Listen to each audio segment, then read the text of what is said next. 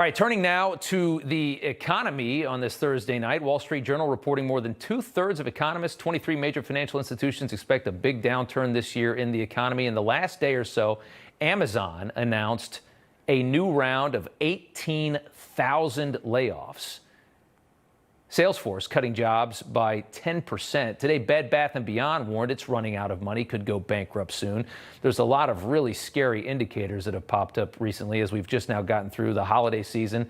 Economist Stephen Moore joins me now to talk more about this. Sir, it's good to have you on. We were all kind of wondering, how the holidays would look, what would happen in January. People thought maybe there was a delayed reaction, what's coming. Amazon lays off 18,000. What do you think happens here? I think this is, excuse me, Rob. I think this is an incredibly precarious economy that we have right now. Really fragile. You're seeing, when Amazon says they're going to lay off several tens of thousands of workers, that's a really bad sign. I've talked to a lot of employers in the last month who are saying they're either stopping hiring or they're going to actually lay off workers, and I don't say that with any joy. Look, this kind of dovetails into your conversation you just had with David McIntosh, because all is not well in America. All is not well in Washington.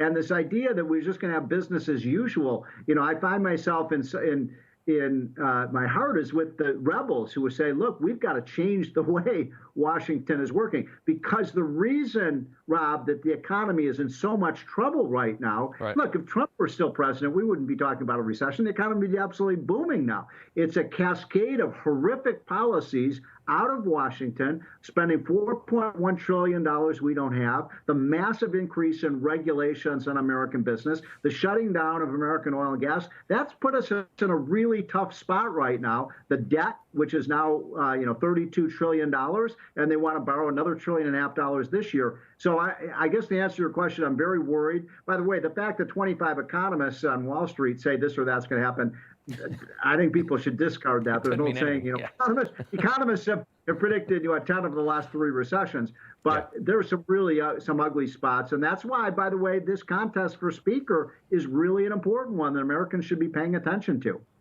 Absolutely. A lot of this was delayed until after the midterms.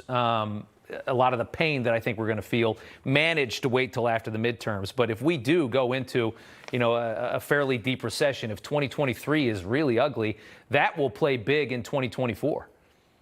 Well, it'll have a couple of. By the way, I'm not rooting against the American economy. I hope we can get out of this. It's why the Republicans, one of the it looks like concessions that these Republican rebels have gotten is to ensure that we get an 7 or 8 year balanced budget plan. My God, I mean, we've borrowed $4 trillion, Rob, just in the last couple of years. We can't continue to do that, and so it's going to take some structural reforms in the way Washington works. We can't continue to pay people not to work. We've got to get back to, got to take a chainsaw to the federal budget. When I came to Washington, Rob, back now, I'm a little older than you might think. I came in 1985. Do you know what the debt was back then? $1.5 trillion. Now it's $32 trillion.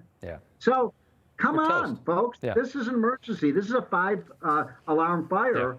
And the idea, I love these Democrats saying, well, gee, we're just going to have business as usual. That's not going to work for this country. It's not. It's not. And Stephen Moore, we appreciate you coming on. You always make a lot of sense to me. I appreciate it. Thanks.